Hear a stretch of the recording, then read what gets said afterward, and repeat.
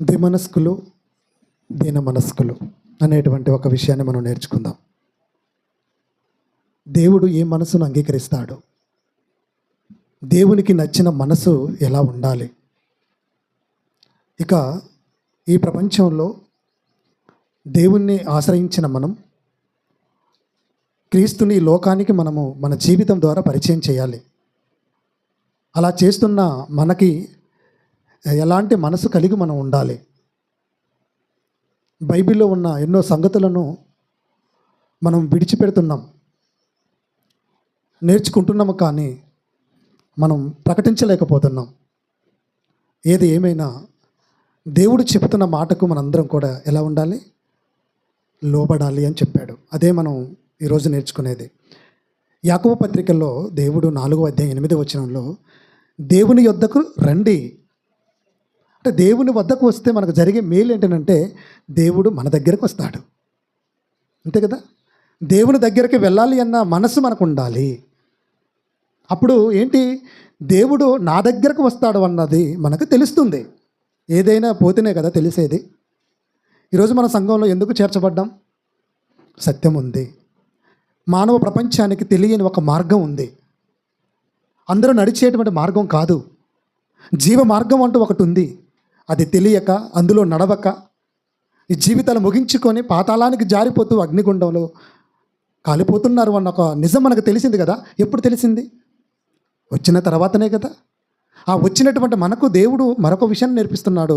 వచ్చిన మీరు, ఆయన మీ దగ్గరకు వచ్చినప్పుడు మీ చేతులు ఏం చేయమంటున్నాడు? శుభ్రం చేసుకోండి. అంటే చేతులు శుభ్రం చేసుకుంటే ఏం కలుగుతుందండి? మనం ఎప్పుడైనా ఆలోచిస్తున్నామా? చేతులు చూసుకోగానే మనకు ఒకటి గుర్తొస్తుంది. ఏంటో నా రాత రాశాడు. చేతులు చూసుకొని శుభ్రం చేసుకోండి అంటే మనం ఎక్కడ శుభ్రం చేసుకుంటాం? సహజంగా తినే దగ్గరే. మనం తినేటప్పుడు మన చేతులు శుభ్రంగా కడుక్కోరా అని చెప్తుంటాం, శుభ్రంగా కడుక్కుంటాం. అంటే దేవుడు నీకు చేతులు కేవలం ఇక తినేటప్పుడు శుభ్రం చేసుకోవటానికేనా? అలా అని ఇప్పుడు శుభ్రం చేసుకోవద్దంటలేదు, చేసుకోవాలి. అంటే ఒక ఆరోగ్యకరమైనటువంటి ఆహారాన్ని తినాలంటే ఏదైతే మనకు ఉపయోగపడుతున్నాయో వాటిని శుభ్రంగా ఉంచుకోవాలన్నది మనకు తెలిసింది. ఎంత మంచి మనసు అండి మనది. కానీ దేవుడు ఏం రాయించాడు తెలుసా? మన చేతిలో మనకేం కనపడుతుంది? ఇక నుంచి మీరు మర్చిపోండి. మన చేతిలో చాలామందికి గీతలు ఉంటాయి, అందరికీ ఉంటాయి. కానీ ఈ గీతలలో మీ జీవితం లేదు. దేవుడు నాకు ఇక్కడ దాకానే రాశాడు. కొంతమందికి ఆహారం ఎక్కువ రాశాడట, కొంతమందికి తక్కువ రాశాడట. ఇవన్నీ దేవునికి విరుద్ధమైన ఆలోచనలు. అది తప్పు. భూమి మీద నువ్వు ఎంతకాలం బ్రతకాలో, నీకు ఎంత తిండి కావాలో, నీకు ఎంత మనసు ఉండాలో అన్నిటినీ దేవుడు సిద్ధం చేసే ఇచ్చాడు. కానీ దాన్ని వాడుకునే విధానంలో మనం పొరపాటు పడుతున్నాం. ఎందుకనంటే యోబు గ్రంథంలో ఉంటుంది. మనం చేతులు అనగానే ఇక్కడ నుంచి మీరు ఏం చూసుకోవాలో తెలుసా? మీ చేతులలో ఏం కనబడుతుంది? 36వ అధ్యాయం అనుకుంటాను, ఒకసారి చూడన్న.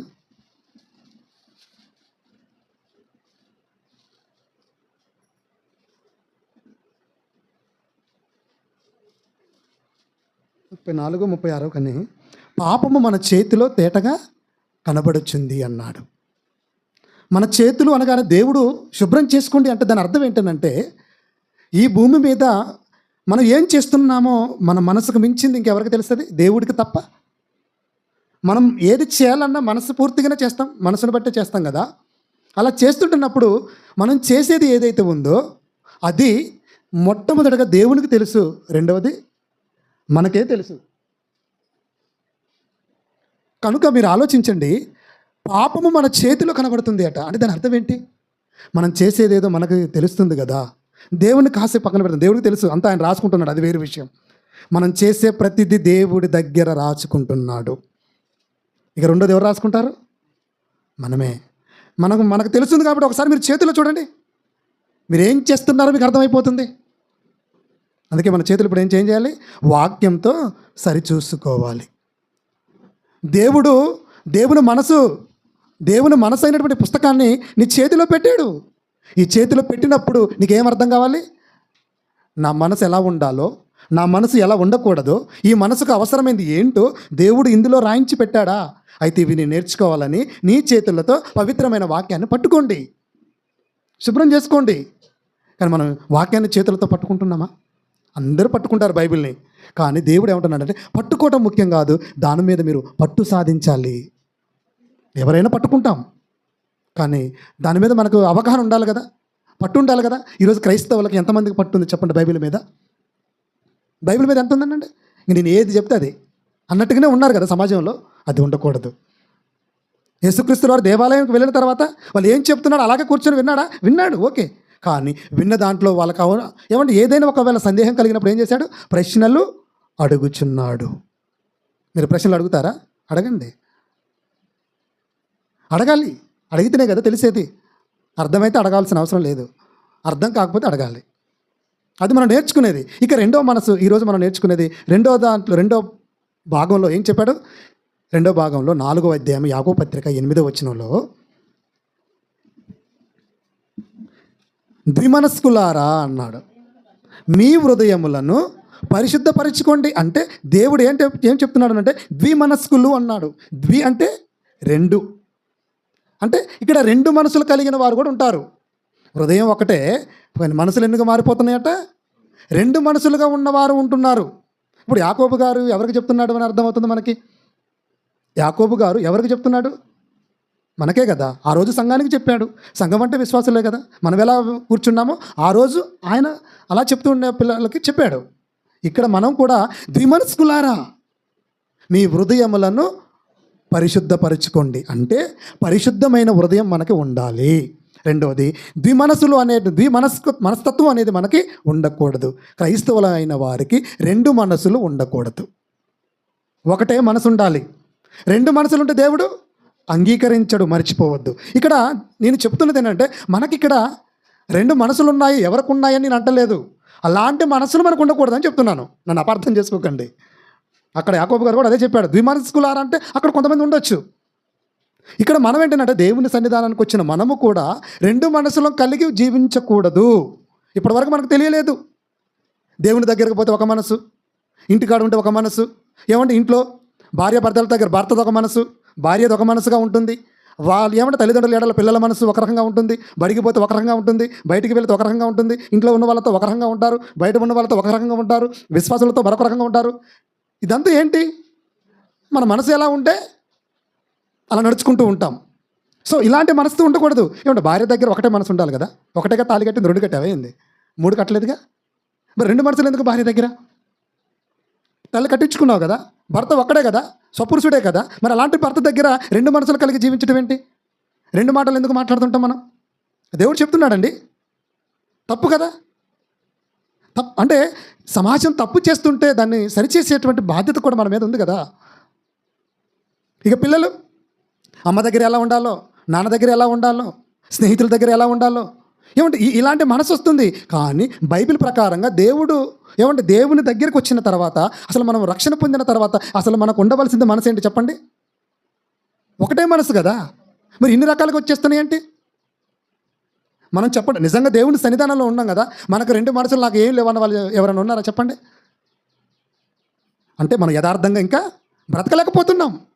భర్త దగ్గర భార్య, భార్య దగ్గర భర్త, పిల్లల దగ్గర తల్లిదండ్రులు, తల్లిదండ్రుల దగ్గర పిల్లలు, సమాజం పట్ల మనుషులు, ఏమంటే యథార్థంగా లేదు. మరి దేవుడు కోరుకుంటున్నది అదే, మనందరి ఎడల యథార్థంగా ఉండాలి, ఒకటే మనసు కలిగి ఉండాలి. ఒకనాడు ఆదిమ సంఘం ఎలా ఉండాలో తెలుసా? అపోస్తల కార్యములు 4:36 వచనం చూడండి మీరు. అపోస్తల కార్యములు 4:36 32 క్షమించండి. విశ్వసించిన వారందరూ ఏక హృదయమును ఏక ఆత్మయు గలవారై ఉన్నారు. చూసారా? విశ్వసించిన వారు అంటే నమ్మిన వారందరూ. విశ్వసించడం అంటే ఏంటి? నమ్మటమే కదా. మనం ఎలా నమ్మాం? తండ్రి ఒక్కడే, కుమారుడు ఒక్కడే, పరిశుద్ధాత్ముడు ఒక్కడే. ఇలాంటి నమ్మి దేవుని దగ్గరికి వచ్చిన తర్వాత అంటే విశ్వసించిన వారందరూ ఏక హృదయము ఏక ఆత్మయు గలవారై ఉన్నారు అట. ఆ రోజు సంఘంలో ఉన్న వారందరూ హృదయాలు ఒకటే, అందరిలో ఉన్నది ఒకటే ఆత్మ, పరిశుద్ధాత్మ. అంటే నా దగ్గరికి వస్తే నాలా ఒక రకంగా, మీ దగ్గర ఉంటే మీ రకంగా అలా ఉండడు. ఎవరిలో ఉన్నా హృదయంలో దేవుడు ఎప్పుడైతే మన హృదయంలోకి వస్తాడో ఒకటిగానే ఉంటాడు. కానీ మన మనసులే ఒకటిగా ఉండవు, అంటే మన ఆలోచనలే ఒకటిగా ఉండవు. చాలామంది హృదయం అంటే గుండె అనుకుంటారు. హృదయం అంటే గుండె కాదు, దేవుడు పెట్టిన ఒక భాగం. హృదయం అనేది మన దేహంలో ఉంటుంది, దాని హృదయము అన్నాడు. నీ ఆలోచించే విధానం ఒకటి ఉంది, దాని మనసు అన్నాడు. అంతేగాని అవయవాల్లోనేగా మనం చూడకూడదు. ఇక్కడ దేవుడు ఏం చెప్తున్నాడంటే ఆ రోజు ఉన్న వాళ్ళు ఖచ్చితంగా ఏక మనసు కలిగి ఉన్నారు. ఫిలిప్పీ పత్రికలో కూడా అంటాడు కదా 2వ అధ్యాయంలో, ఫిలిప్పీ 2:2లో కూడా ఏమంటాడు ఒకసారి చూడండి. ఫిలిప్పీ పత్రిక మీరు ఏక మనస్కులగునట్లు ఏక ప్రేమ కలిగి ఏక భావం గలవారై ఉండి అన్నాడు. అంటే ఏక మనస్కులు అగునట్లు అంటే అవ్వటానికైనా మనం ప్రయత్నించాలి. ఈరోజు నేను ఏం చెప్తున్నానంటే మనం అందరం ఏక మనస్కులుగా ఉండేటట్లుగా మనం ప్రయత్నం చేయాలి. ఏక మనస్కులు అన్నాడు చూసారు, అక్కడ కూడా సంఘానికి చెప్తున్నాడు మరలా పౌలు గారు. ఏక మనస్కులు అనే వాళ్ళని మాత్రమే దేవుడు అంగీకరిస్తాడు. మరి ద్విమనస్కులు ఉంటే అప్పుడప్పుడు అంటారు కదా, మన సామెతలో అయితే కొద్దిగా మీకు చెప్తే అర్థమవుతుందని నేను చెప్తాను కదా తప్ప మిగతా ఉద్దేశం కాదు. ఏ రోటి కాడ పాట అని అంటారు, ఆ రోటి కాడ పాడతారట. ఏ రోటి కాడ పాట ఆ రోటి కాడ పాడే వాళ్ళు ఉన్నారా? ఉన్నారు కాబట్టే కదా సామెత పుట్టింది. సో దేవుడు అదే లోకంలో ఉన్న సామెతలు పక్కన పెడదాం. దేవుడు కూడా అదే చెప్తున్నాడు కదా, సహోదరుల ఎడల మనం ఎలా ఉండాలి? ఏక మనసు, ఒకే ఒక మనసు కలిగి ఉండాలి అని చెప్తున్నాడు. 2 మనసులు ఉంటే ఏమవుతుంది? ఇదే మన ప్రశ్నగా. ఇప్పుడు మనకు మొత్తానికి ఏమైందనంటే హృదయం ఒకటే ఉండాలి, అంతేనా? హృదయం ఒకటే, మనసు ఒకటే. ఇప్పుడు ఒకవేళ 2 మనసులు ఉంటాయి అనుకుందాం, అప్పుడప్పుడు నాకు కొత్తదనండి అని అనుకుంటే మనం ఏం చేయాలి? దానిని మనము అవాయిడ్ చేయాలి. నేను చెప్పలేదు, దేవుడు చెప్పాడు. కీర్తన గ్రంథం, ద్విమనస్కులు 2 మనసులు కలిగిన వారే ఒకవేళ ఉంటే ఈ రోజు నుంచి మనం సరి చేసుకుందాం. ఏంటి అన్నప్పుడు 119వ కీర్తన 113వ వచనం చూడండి. జాగ్రత్తగా వినాలి. 119వ కీర్తన 113వ వచనంలో ద్విమనస్కులను నేను ద్వేషించుచున్నాను. ఎంత క్లారిటీగా చెప్పాడు దేవుడు చూడండి. దేవుడు మనుషులకు అవసరమైనది ఏదో ప్రతిదీ కూడా పొందుపరుస్తున్నాడు. జాగ్రత్తగా గమనిస్తూ కూడా వెళ్ళిపోవాలి. ఏమంటే కొన్ని ఈ మధ్యకాలంలో డీమార్ట్, రిలయన్స్ మార్ట్లు వెలిచాయి. మనుషులకు అవసరమైనవి అన్నీ అందులో పెడుతుంటారు. పోయినప్పుడల్లా మనం ఎలా వెళ్తాం చెప్పండి? ఎక్కడ ఏముందో జాగ్రత్తగా తెలుసుకుంటాం. అవునా కదా చెప్పండి? పలానా చోటుకు పోతే ఇవి ఉంటాయి అంటే వచ్చినటువంటి కస్టమర్లకు కూడా ఇబ్బంది కలగకుండా వాళ్ళు అలా అరేంజ్ చేస్తారు. దేవుడు కూడా మంచి మాటలతో అరేంజ్ చేశాడు భక్తులన్నీ. కనుక మనం ఎప్పుడు కూడా భక్తులనే పోల్చుకోవాలి. ఎందుకంటే ఇప్పుడు దేవుడు ఏమన్నాడు తెలుసా? మనస్కులను నేను ద్వేషించుచున్నాను అంటే నేను నిన్ను ద్వేషించాల్సిన అవసరం లేదు, నువ్వు నన్ను ద్వేషించాల్సిన అవసరం లేదు. ఎందుకో తెలుసా? నాలో 2 మనసులు ఉంటే నన్ను ఎవరిని ద్వేషిస్తారు? దేవుడే ద్వేషిస్తాడు. అవునా కదా చెప్పండి? అంటే భూమి మీద 2 మనసులు కలిగిన వారు ఎలా ఉంటారు అంటే నటిస్తారు. మరి నటించే వాళ్ళే కదా. ఇప్పుడు నటించాలంటే మీకు తెలియాలంటే మీరు బాగా చూస్తున్నారు కదా సినిమాలు, సీరియళ్ళు. అందులో ఎలా నటిస్తారో మీకు తెలియదు ఏముంది. అప్పటి వరకు ఇంట్లో ఏదో మాట్లాడుకుంటారు, సీరియళ్ళల్లో చూస్తుంటున్నప్పుడు కోపం. మనకు కావాల్సిన వాళ్ళు వస్తున్నారు అనుకోండి, వెంటనే వాళ్ళతో పలకరింపు, నవ్వు. వాళ్ళు బాగానే వాళ్ళ వెనకాల వీళ్ళ ఫీలింగ్ ఎలా ఉంటుందో కూడా చూపిస్తుంటాడు వాడు ఆ సీన్లో. మనకు తెలియదు ఏముంది చెప్పండి. అంటే ఈ మనస్తత్వం ఉంటుంది. ఈ ద్విమనస్కులుగా ఎందుకు మారతారు? ఎందుకు 2 హృదయాలు కలిగి ఉంటారు అని అంటే దేవుడు చెప్పిన మాట వినకపోవటమే. దేవుడు చెప్పింది వినకపోవటం, మధ్యలో వాళ్ళు చెప్పిన దాన్ని నమ్మటం. దానివల్ల మనకేమొస్తుందంటే దేవుడి దగ్గరికి ఈ మనసు ఉంటే సరిపోతుంది, ఇంకా చాలు. ప్రార్థన పోయినంతసేపు నోటిని కట్టేసుకుందాం. ప్రార్థన వదిలిన తర్వాత కాస్త నోటిని విడిచిపెడదాం. ఏమంటే ప్రార్థనకు పోయేంతసేపు కాళ్ళని కట్టేసుకొని పోదాం. ప్రార్థన అయిపోయిన తర్వాత కాళ్ళని విడిచిపెడదాం. ఇష్టం ఏదైనా మన ఇష్టం కదా. మనం సంఘంలో ఎలా ఉంటున్నాం, దేవుడి దగ్గర ఎలా ఉంటున్నామో సమాజంలో కూడా అలాగే ఉండాలి. మనం ఎక్కడ ఉన్నా ఒక్కలాగానే ఉండాలి. ఇక్కడ ఈ మాట దేవుడు చెప్పినప్పుడు వినకపోతే మధ్యలో వాళ్ళు చెప్పటం వలన ఆ మాట విని మనకు 2 మనసులుగా మారిపోతాయి. భార్యాభర్తలు కొత్తగా పెళ్ళైందట, చక్కగా అలా వెళ్ళిపోతున్నారట మరొక గ్రామానికి. పాతకాలంలో ప్రయాణాలు లేవు కదండి, ఆటోలు, కార్లు. నడుచుకుంటూ వెళ్ళిపోతూ ఉంటే మార్గం మధ్యలో ఒక చిన్న కాలువ దాటవలసి వచ్చిందట. చిన్న కాలువ దాటి వెళ్ళాలి. ఈ కాలువ దాటడానికి ఏం చేశారంటే నీటిలో నుంచి పూరని తాటి మొద్దులు ఉంటాయిగా, ఆ తాటి మొద్దులు వేసారట దాని మీద, ఆధారి నుంచి ఇద్దరి వరకు. అలా దాని మీద నడుచుకుంటూ వెళ్ళిపోవాలి. అయితే ఈ తాటి మొద్దు మీద ఇద్దరు ఒకేసారి నడవలేరు కదా. అప్పటిదాకా చక్కగా జంట పట్టుకొని నడుచుకుంటూ వచ్చారు. ఆడికి పోగానే ఒక్కళ్ళే ముందు దాటాలి, తర్వాత ఇంకొకరు దాటాలి. అప్పుడు భార్యాభర్తలు ఏమనుకుంటారంటే నువ్వు వెళ్ళు, నువ్వే ముందు పో అని భర్త అంటాడు. లేదు నువ్వే ముందు పోరాదు, నేను తర్వాత వస్తలే అని వీళ్ళు ఒకరికొకరు అనుకుంటున్నారు. సరే ఏది ఏమైనా వెంటనే భర్త అనుకున్నారు, సరే నేనే వెళ్తానులే అని, నువ్వు నెమ్మదిగా రా, జాగ్రత్తగా రాని చిన్నగా దాటుకుంటూ అవతలకు వెళ్ళిపోయాడు. ఈలోపు అక్కడ ఒక అల్లరి మోక ఉందట. కొంతమంది మనుషులు ఉన్నారట, పురుషులు.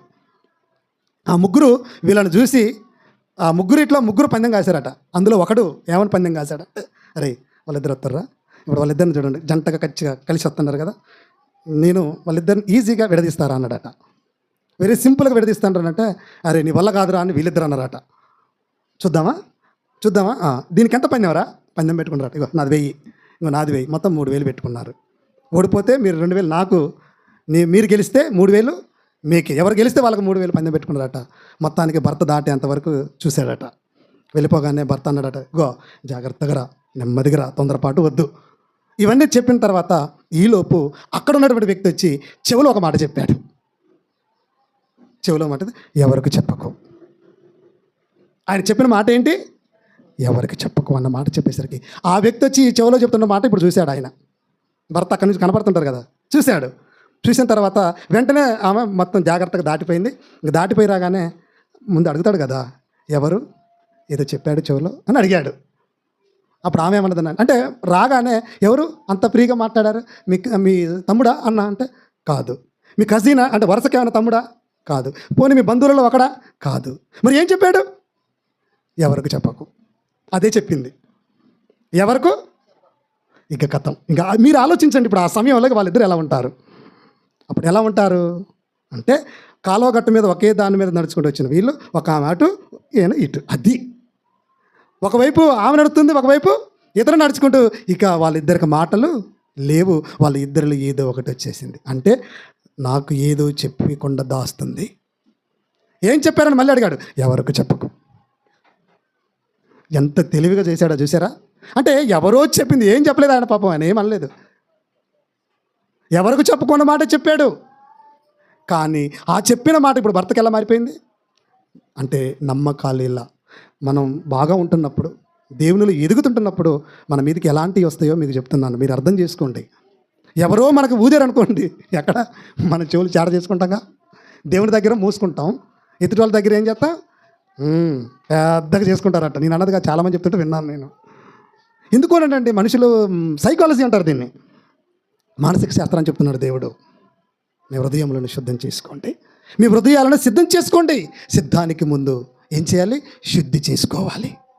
ఇప్పుడు ఆ ఇద్దరు జంట ఏమైపోయింది చెప్పండి, ఇక జీవితాంతం వాళ్ళు ఎలా ఉంటారు చెప్పండి. ఇక్కడ ఎందుకు చెప్తున్నాడు, కేవలం 3000 రూపాయలతో ఆనందపడుతుంటాడు, కానీ 3 ముళ్ళ బంధంతో ఒకటైనటువంటి ఈ జంట ఉన్నంత కాలం వాళ్ళ మధ్య పగలు కోపాలకు కారణమైపోతున్నారు కదా. ఎవరో చెప్పిన మాట వినట, దగ్గరికి వస్తుంటున్నప్పుడు నువ్వు ఎవరు నా దగ్గరికి ఎందుకు వస్తున్నావని అన్నదా, అందు మనం ఏది చెప్తే అది వినే రకం అన్నట్ట. పెళ్ళైనటువంటి ఆ స్త్రీ, నువ్వెవరు నా దగ్గరికి వస్తున్నావు ఎందుకు, వెళ్ళిపో అని అంటే బాగుండేది కదా. చెప్తుంటే వింటావా, విన్న తర్వాత ఇప్పుడు నీ భర్త నీ మీద నమ్మకం ఉండదు కదా. మనం ఎలా జీవిస్తున్నా ఒకసారి భార్యాభర్తలుగా ఉండండి. ఇక్కడ భర్త అంటే ఎవరు, భార్య అంటే ఎవరు సంఘంలో చెప్పండి. యేసుక్రీస్తుల వారు భర్తగా ఉన్నాడు కదా, సంఘం అంటే భార్య కదా, మనమే కదా. మనం ఎలా ఉంటున్నాం దేవుడి దగ్గర చెప్పండి. దేవుడు చెప్పిన మాటకి ఎక్కువగా విలువిస్తున్నామా, లోకంలో ఉన్న వారికి మనం ఎక్కువ విలువిస్తున్నామా? ప్లీజ్ అండర్స్టాండ్, దయచేసి మీరు ఆలోచించండి. అదే దేవుడు చెప్తున్నాడు, ఇలాంటి మనసు కలిగిన వారిని నేనేం చేస్తాను, నేను ద్వేషిస్తాను, వద్దు, చాలా తప్పుది అని దేవుడు మనకి హెచ్చరిక చేస్తున్నాడు. మనం ఆలోచించుకోవాలి కదా. ఎందుకంటే ప్రియమైన దేవుని వల్ల ద్విమనస్కులు, 2 మనసులు అనేది మంచిది కాదు. ఎందుకంటే ఇది స్థిరత్వం లేని జీవితాన్ని గడిపేలా చేస్తుంది. ఒకదాని మీద అంటే అప్పుడప్పుడు అంటారు కదా, 2 పడవల మీద కాలు వేయటం అంటారు.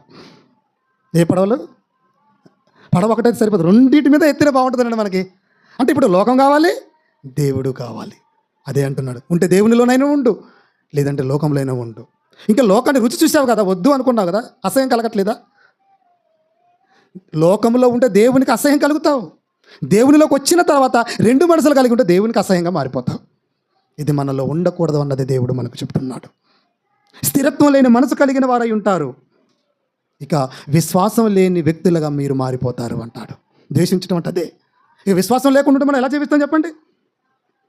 అందుకే దేవుడు మనల్ని ఏమంటారు, ఇప్పుడు మన ద్విమనస్కులం కాదు, ద్విమనస్కులు ఉన్న మనసు కలిగిన వారి క్రియలను మనం దూరంగా ఉండాలి, వారికి మనం దూరంగా ఉండాలి.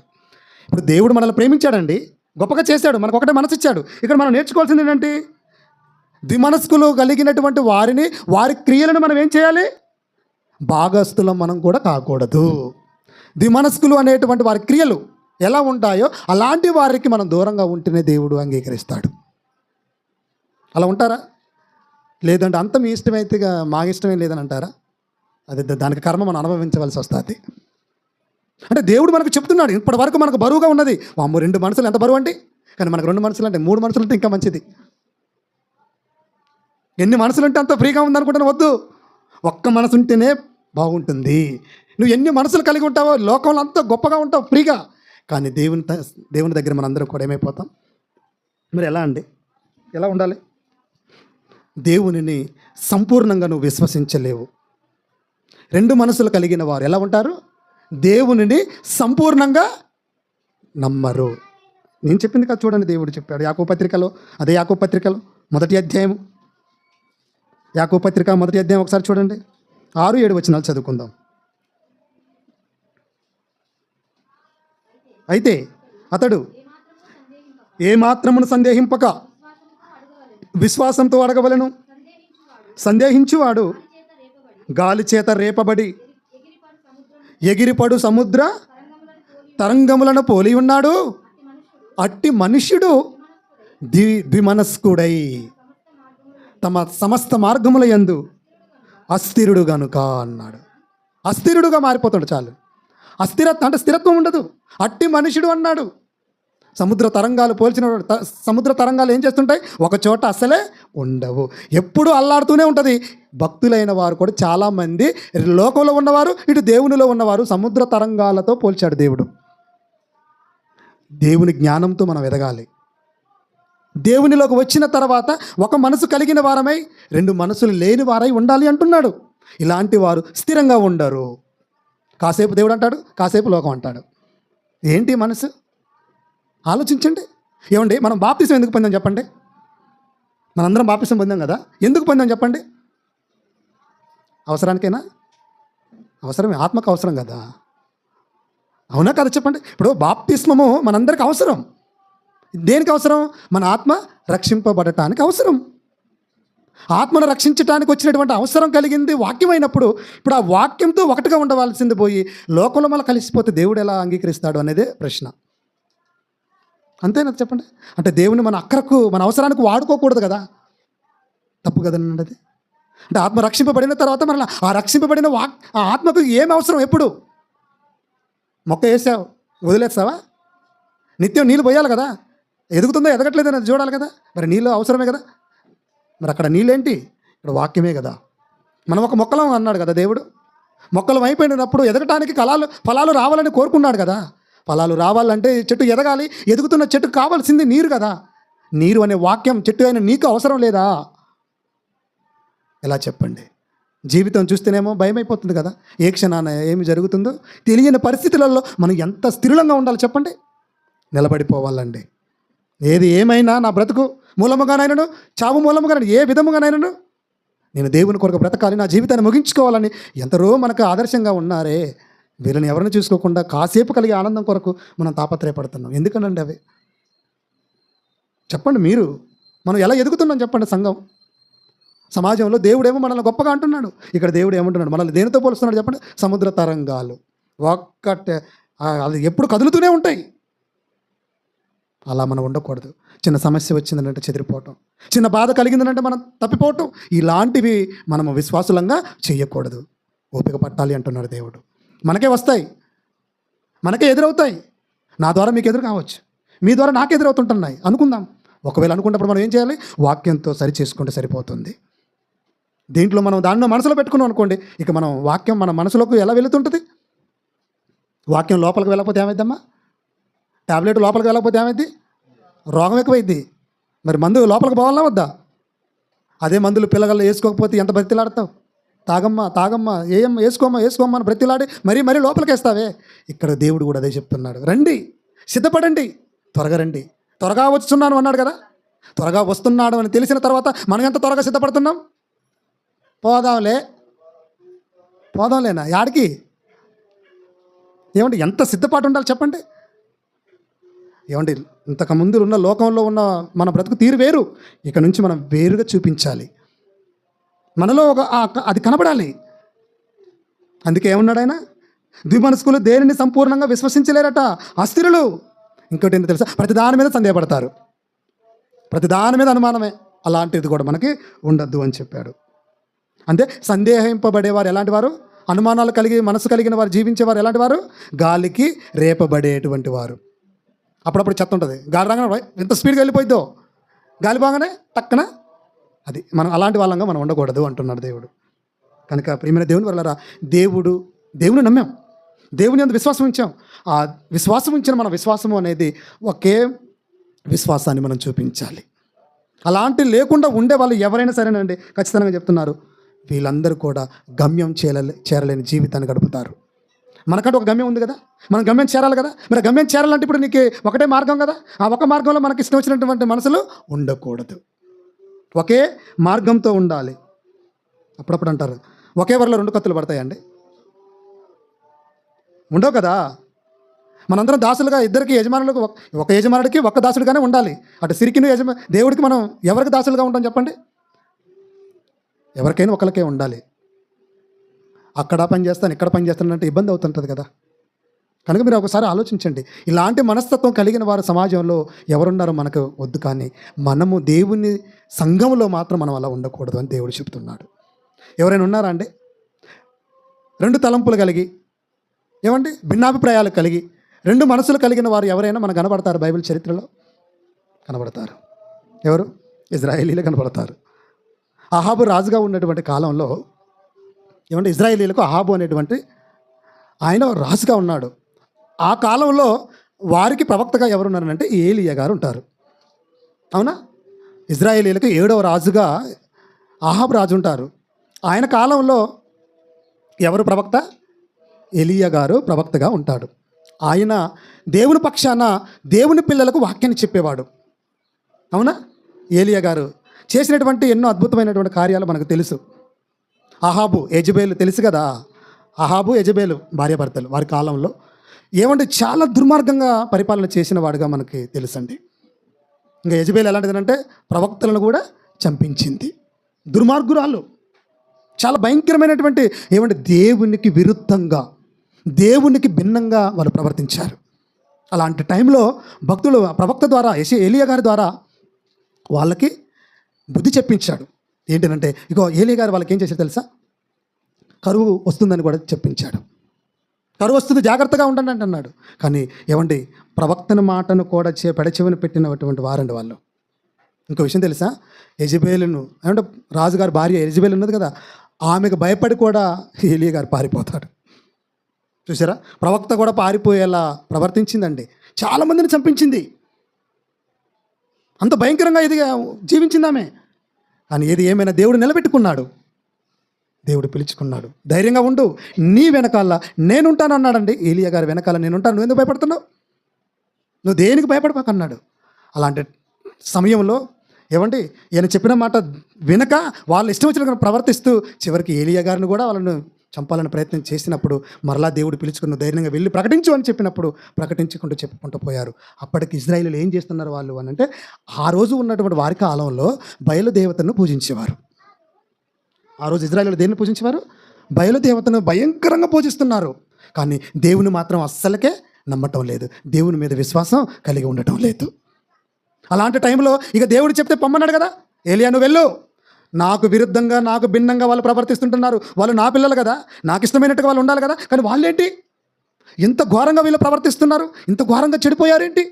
ఒక్కసారి నువ్వు వెళ్ళి చెప్పి, వెళ్ళి ప్లీజ్ వెళ్ళు అని చెప్తే దేవుడి మాటకు లోబడి వాళ్ళకు భయపడకుండా ధైర్యంగా వెళ్ళి చెప్పాడు. చెప్పినా వినకపోతే అప్పుడు ఏలియా గారు ఏం చేయాలనుకుంటాడు? దేవుని గొప్పతనం ఏంటో చూపించాలనుకుంటాడు. దేవుని గొప్పతనం ఏంటో చూపించాలి. కానీ ఎలా చూపించాలని అనుకుంటున్నప్పుడు అప్పుడు ఏలియా గారు ఇజ్రాయేలీలతో ఏమైనా మాట్లాడతాడో ఒకసారి మీరు చూడండి. రాజుల మొదటి గ్రంథంలో 18వ అధ్యాయంలో ఉంటుంది ఈ సందర్భం అంతా. ఒకసారి చూడండి. అప్పటికి ఇజ్రాయేలీలు ఎలాంటి వారుగా ఉన్నారో చూడండి. ఇప్పుడు మీరు పూజిస్తున్నటువంటి బయలుదేవత మీకు కావాలా? నేను నమ్మిన దేవుడు మీరు నమ్ముతారా? ఏంటి? ఏదో ఒకటి మాత్రం ఇప్పుడు తెలుసుకోవాలి. 18వ అధ్యాయము 21వ వచనం ఒకసారి చూడండి. ఏలియా చూసారా? ఎవరి దగ్గరకు వచ్చి, జనులందరూ అంటే ఎవరు? వాళ్ళు ఇజ్రాయేలీలు. అందరి దగ్గరకు వచ్చేసి, ఎన్నాళ్ళ మట్టుకు మీరు రెండు తలంపుల మధ్య కనబడుచుంటారు అంటే, చూసారా? మీరు ఆలోచించండి చాలు. మీరు ఎన్నాళ్ళ మట్టుకు రెండు తలంపుల మధ్య కనబడుచుంటారు? కనబడుచుందురు, తడబడుచుందిరా? కరెక్ట్గా చదవట్లేదు. కనబడుచుందరు అన్నట్టుగా వినబడుతుంది. కనుక ప్రియమైన దేవుని వారలారా, ఒకసారి మీరు ఆలోచించండి. ఎన్నాళ్ళ మట్టుకు అన్నాడు అంటే ఎంతకాలం నుంచి ఉంటున్నారండి వాళ్ళు? ఐగుప్తులో నుండి వాళ్ళని పంపించి వాళ్ళ పితరులు అలాగే ఉన్నారు, వాళ్ళ తర్వాత వస్తున్నటువంటి వారు కూడా అలాగే మారిపోతున్నారు. అంటే ఇజ్రాయేలీలు వారి తరంలో దేవుని ఎడల ఎలా ఉన్నారో వాళ్ళ పిల్లలు కూడా అలాగే మారిపోయారు. ఎన్ని తలంపులట? 2 తలంపుల మధ్యలో ఉంటున్నారు. దేవుడు ఆపద వచ్చినప్పుడు దేవుడు, ఆపద తీరిన తర్వాత మళ్ళీ వాళ్ళకి ఇష్టం వచ్చినట్టుగా. అదే కదా వాళ్ళు చేసింది.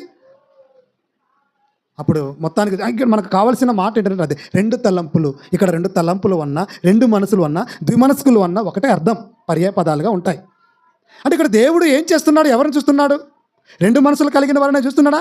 ఏలియా ఏంటి, వీళ్ళు నా దగ్గరకు వస్తే నాలా ఉంటున్నారు, నా పిల్లల్లా ఉంటున్నారు, బయటికి పోతే ఒక సేవకుడు చెప్తుంటే విన్నాను, సేవకుల పిల్లలట ఎలా ఉంటారట అంటే ఎక్కడో వాక్యం చెప్తుంటే అలా చెప్తున్నాడు. దేవుని పిల్లలు చర్చికి వచ్చినప్పుడు అట మంచి పిల్లల్లా ఉంటారట, ఆ చర్చి నుంచి బయటికి పోయిన తర్వాత పంది పిల్లలా మారిపోతారట. అంటే చెప్తున్నాడు వాళ్ళకు కూడా కొద్దిగా కాస్తంత బుద్ధి రావాలని. అంటే వినయం విధేయతలు అనేది వచ్చిన తర్వాత ఉంటుంది, బయటికి పోయిన తర్వాత దాని అర్థం ఏంటంటే పంది అనగానే మనం ఏదో అనుకోద్దు, దానికి ఉండేటువంటి స్వభావాన్ని అర్థం చేసుకోవాలి. మరలా పాత జీవితాన్ని గడిపేటువంటి వారుగా ఉంటారు అని దాని అర్థం. ఇక్కడ 2 ఆలోచనల మధ్య, 2 తలంపుల మధ్య ఉన్నారు. ఇగో మీరు ఏది బయలుదేవత మీకు కాదు కదా దేవుడు. అప్పుడు దేవుడు ఏమంటే మళ్ళీ ఏలియా గారు రావటం వాళ్ళ మధ్యలో ఏమంటే ఒక ఛాలెంజ్ కూడా విసురుతాడు. 2 ఎద్దులు తీసుకురండి, తునకలకు చేయండి, నిప్పు లేకుండా కట్టెల మీద పెట్టండి, దాన్ని మండించండి, ఏది మండుతుందో అప్పుడు మీరు తెలుసుకుంటారని అన్నప్పుడు, అమ్మో ఏమండి ప్రవక్త చెప్పాడు, మాట విందామని కన్నా వారికి ఏమైనా ఆలోచన వచ్చిందా? లేక చేసేసి అలా పెట్టేసి ఇక వాళ్ళకి ఇష్టం వచ్చిన దేవతకు ప్రార్థన చేస్తున్నారట, విపరీతంగా చేస్తున్నారు. ఉదయం మొదలుకుంటే సాయంత్రం వరకు కూడా కాస్తంత కూడా నిప్పు రాలేదు, మండలేదు. అది ఆ టైంలో ఏలియా గారు కూడా మంచి కామెడీ చేశారులేండి వాళ్ళని. మార్గం మధ్యలో ఉన్నటువంటి గట్టి కేకేయండి, గట్టే పిలవండి, అది ఇది అని చెప్తూ ఉంటారు. వీళ్ళకి ఇంకా రోషం ఎక్కువైపోయింది.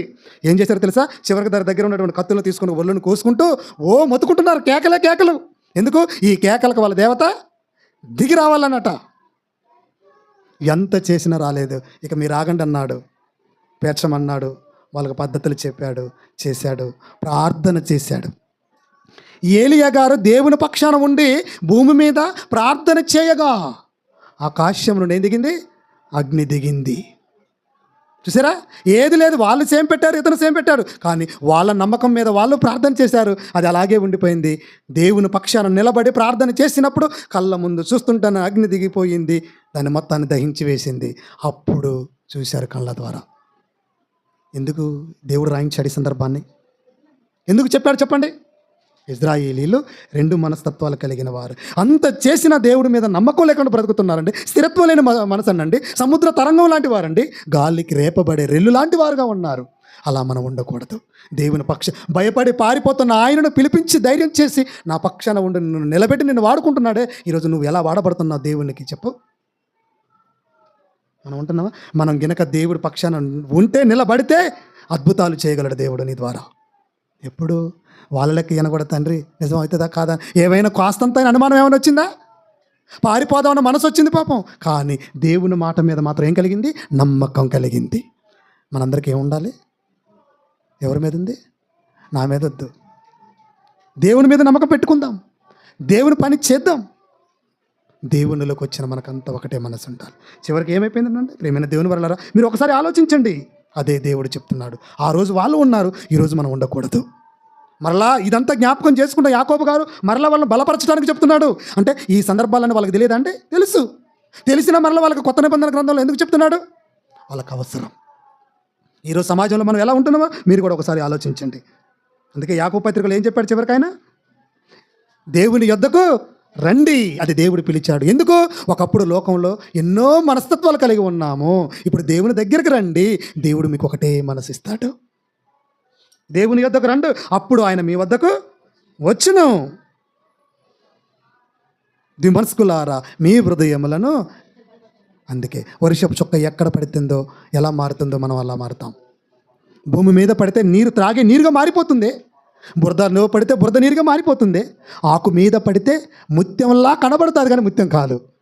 కానీ అదే నీటి చుక్క ఆల్చిప్పలో పడితే ముత్యంగా మారిపోతుంది. నువ్వు ఎక్కడ పడుతున్నామన్నది ఆలోచించు.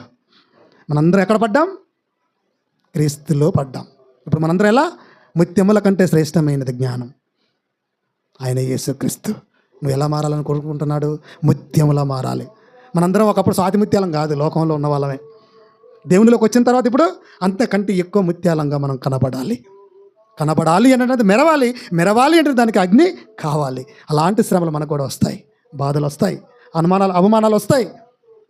వాటిని అన్నిటిని తట్టుకునే మనసు మనకు ఉన్నప్పుడు మనం నిలబడతాం. ఒక్కసారి మీరు ఆలోచించండి, ఏం చేయాలమ్మా? హృదయాలను శుభ్రం చేసుకున్నాం, చేతులను ఇలా చేసుకునే వాళ్ళు ఎలాంటి మనసు కలిగిన వారు? ఏక మనసు. చేయని వారు, కడుక్కోలేని వాళ్ళు ద్విమనస్కులు. ఇలాంటి మనస్తత్వం కలిగిన వారి క్రియలు పరలోకానికి చేర్చవు.